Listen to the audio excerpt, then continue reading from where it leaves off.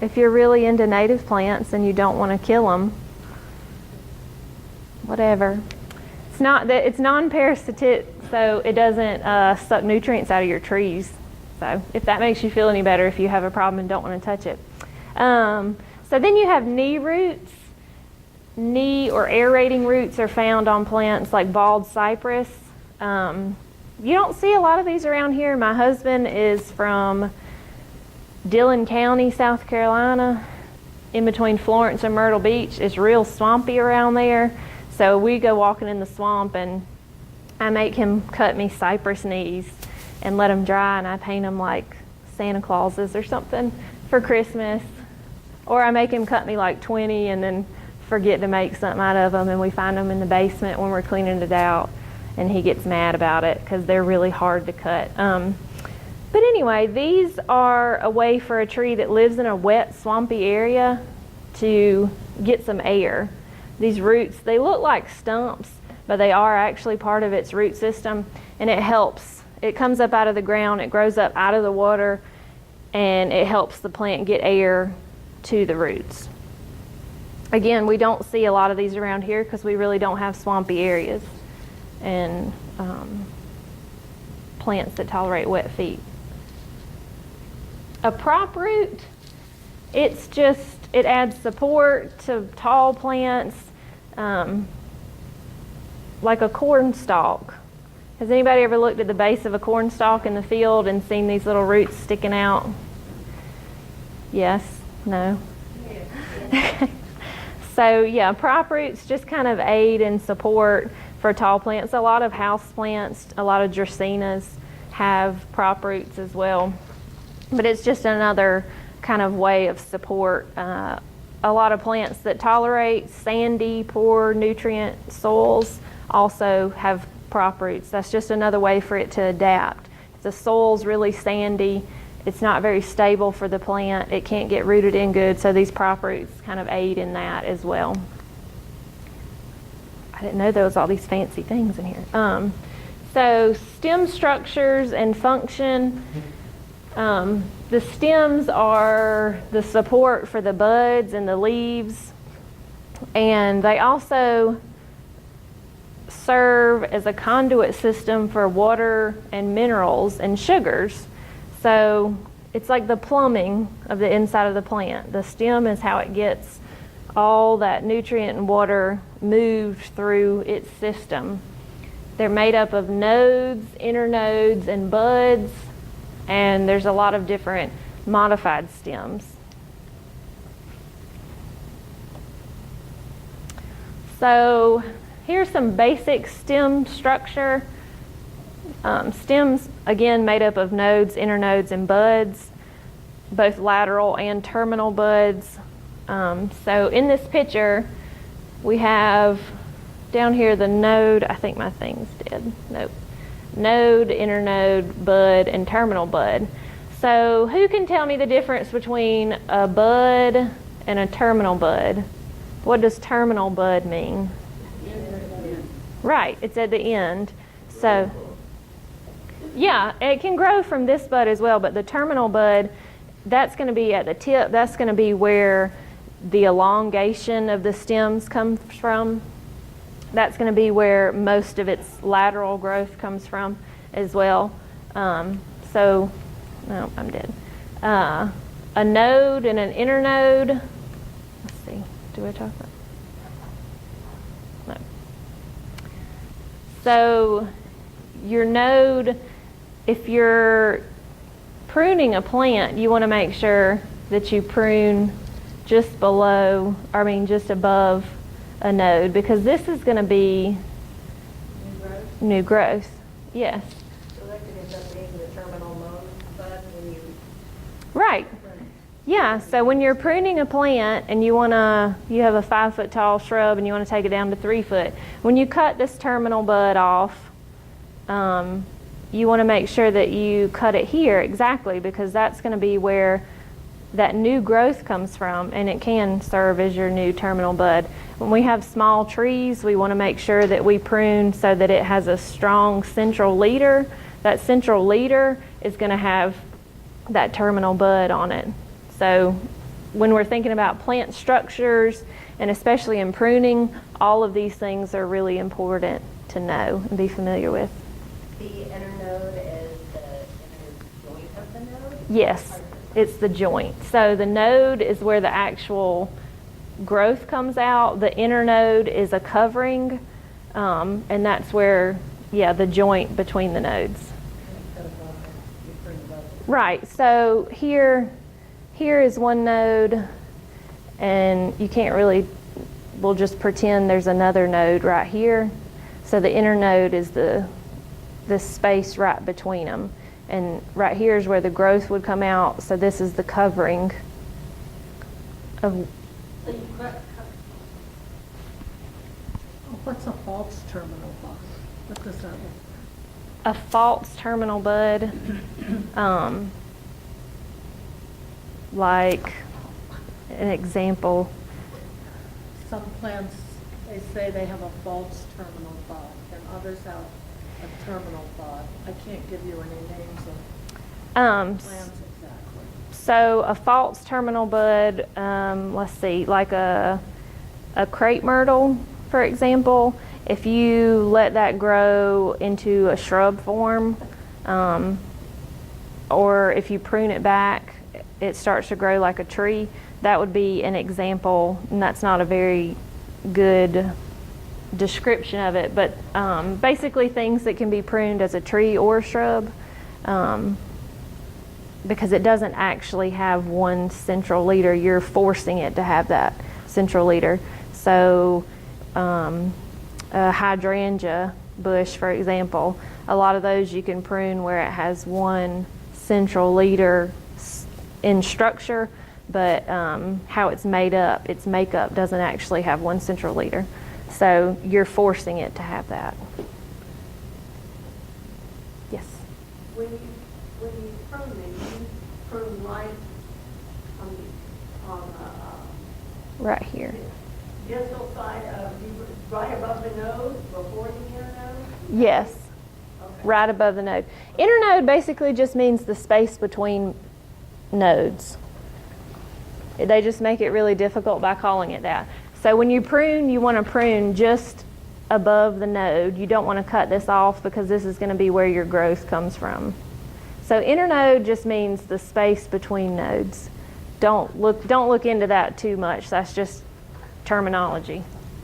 Yes. This is just for woody and shrubbery plants. It's not for herbaceous things. No, herbaceous things have nodes as well. Yeah, they're harder to find, but they have nodes as well.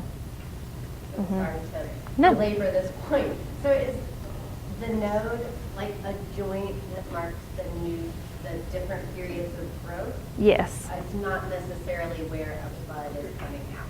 No, not necessarily. But if you're in pruning, if you cut above a node, it will signal it, instead of growing straight, it'll signal it to put out that new growth. It has a little bit of stored energy there, and it's gonna tell the plant, okay, they just cut off half our arm, we need to grow a new arm. Yeah, so not necessarily, right. Yeah, so the bud is gonna be where you get a flower growth on it. The node is just gonna be where it grows from. So it's kind of like tree rings on the outside of the stem. Do the nodes serve any purpose then, other than being there if you want to prune? It's where it grows from. So like I said, it's like a tree ring, but it's on the outside of the stem. That's kind of a way to look at it deconstructed. That's where new growth will come from. So the new growth comes from the nodes and the terminal nodes. Terminal buds, yes. Terminal buds. Yes. A node isn't necessarily going to put out a new offshoot, but if you cut that stem, then you'll get new growth from it. It has stored energy at the base of the node where it will grow if you cut it. Okay, so some stem modifications. We have plants that have crowns, such as hostas, daylilies, dandelions, and strawberries. If you've ever looked at the roots of any of those, it's kind of a cluster that grows really close to the surface of the soil. Stolons, which are above ground. Most grasses, not most, but a lot of grasses have stolons, just kind of little above ground runners. And also strawberries. If you've ever had a strawberry plant and it puts out little baby plants, that's called a stolon. And rhizomes, below ground, an iris or Johnson grass. Does anybody have a problem with Johnson grass on their property or in their yard? Johnson grass like crabgrass? No, Johnson grass like, Oh, really tall grass? yeah, Oh, okay. terrible. We had a lady in class last year who had a ongoing battle with Johnson grass. It's mainly on the edges of fields and fence lines, but it's a really obnoxious thing Can I ask to get rid of. about irises? Yes, ma'am. Why do they work at the top of the ground? They need air. The root system needs air. So they need water, but it's kind of like a knee root on a tree. It works the same way. They tolerate wet areas, but they still need that air. So that's its way of getting oxygen. Yeah, so yeah, if you have irises or you want to plant irises, you want to make sure you plant them really high and don't bury those rhizomes all the way. Otherwise, you'll kind of suffocate them. Okay. So then we have tubers. Of course, everybody's familiar with a potato. That's a type of tuber. Corms, crocus, gladiolas, and then bulbs, an onion, a tulip. Those are examples of those. So potatoes are not taproots. No. What is the difference between a bulb and a collar? How the layers are. We'll get into each one of these. I'm going to get into detail. Give me just a second. I'm so glad that you're jumping ahead. You're so eager to learn all this stuff. So, crowns, again, clumps at the base of a plant where the basal leaves originate. So, we're talking about dandelions, a lot of plants that have a rosette. That's that base of leaves, that basal leaves. That's where it originates. So here's a clump of daylilies, and you can kind of see up at the top, not really great in this picture. Right here, this is where all those basal leaves originate. So this is really got a lot of root system here, but it's really close to the surface, not very deep. The root structure on a daylily is quite complex when you try to get rid of them. Yes, it is. Because they have long, it looks like a finger that runs way out. Yeah. And you have to get rid of all those, right? Right, yeah, that's what makes up the crown. So if you're going in and trying to remove a daylily, which I am not a fan of daylilies, so I eradicated them from my yard. If you cut that crown and you leave a piece of that at the soil level, that's going to be where those basal leaves originate. If you leave part of that and part of that root system in the soil, then it'll just regenerate new growth and you'll have daylilies next year. Yes. Yes, they're fun. I dug up 5 more boxes of them this spring. And get away with them. I think we have a plant exchange system somewhere. Do we still do that? Yeah, we have a plant swap in May. So hold on to your daylilies and bring them, because I guarantee somebody will want them. It's good. It's a fun way to get rid of plants. Did you have a question? I put daylilies on a slope and they do very well. Yeah, it's a really strong root system. Like I said, it's not, the main portion of it is really close to the soil surface, but it spreads. So it's a really strong root system, and it does work great. I've tossed some over the bank and they grew up. Yes, ma'am. Are daylilies one of the plants that can survive under walnut trees? I, I'm sure so because I had them in my yard under, Black walnut tree? yes ma'am. I have a list. If you have black walnuts in your yard, I have a list. Well, I've removed the trees. Oh, I'm left with the soil. yeah, Because it'll, the soil's taken down. a long time. Yeah, because the roots are still there and they have to break down. Still there. You didn't- Yeah, pretty much. Like that list, thank you. Yeah, I'll get that to you because I have my yard's filled with black walnuts as well. But there's actually a long list of things that can tolerate it, a lot of native species because they're used to it already. Any other questions? No? Okay. So stolons, again, include above ground runners. Like I said, this is a strawberry plant, the little baby plant. It puts out that little runner, and on the end of that runner there's another root. So that's how strawberries spread. I'm just kind of drawing a blank on another plant that does that. Oh, spider plants. Anybody have spider plants?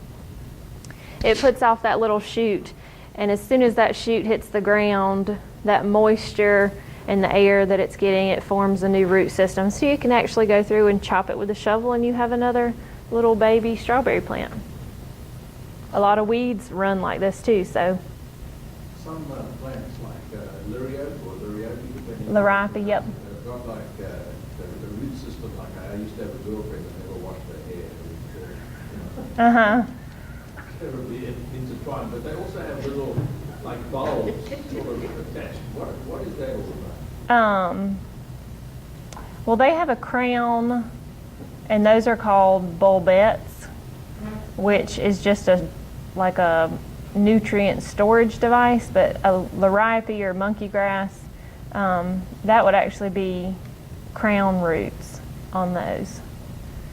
Yeah, so those are kind of like just little storage devices. A lot of plants with crowns have those if you dig them up. Some daylilies actually have little, it looks like a little gall, like a root gall on it. Sarah, Because those roots don't go very deep, so it needs that extra storage. Yes? on the strawberry plants, if you're trying to keep the strawberry plants in lines, say in garden, Mm-hmm. is there any proper way to cut the spreaders off, or are we getting to do it to where they have a node also, or we cut that, or just chop them? You can just chop them. Actually, if you look up a publication from NC State about it, it'll tell you to take a tiller and go in between your rows. Yeah, so if you have a good spacing between your rows and you can fit something in between it, or even just hoe it. But it's fine to chop those off because the roots are only on those. That's not a growing stem, that's a form of root. So if you chop it, it's not going to put out new growth from there because it doesn't have a node on it. It's just a form of a root. So, but We'll cover that more over 6 weeks when we talk about small fruits. There's a number of ways Yeah. to generate it. yeah. But like I said, if you read the publications, it's kind of funny. It's like roll the tiller through your strawberry bed and rotate rows every other year. So it's a little alarming, but you can chop them off. Rhizomes are a stem modification that originates below the soil surface. An example that doesn't follow this rule is an iris rhizome. So it has a root system. This is just kind of a modification. Rhizomes typically run horizontal underground. It helps with stability. So most plants that have a rhizome That looks like a Dutch iris. are really stuck in the ground.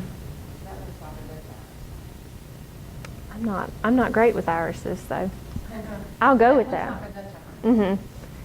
Yeah, so if you go in and you made a cut on this plant, you could actually cut that rhizome in half and then you'd have two separate plants. As it's connected, you have one plant system. Cut it and you have two.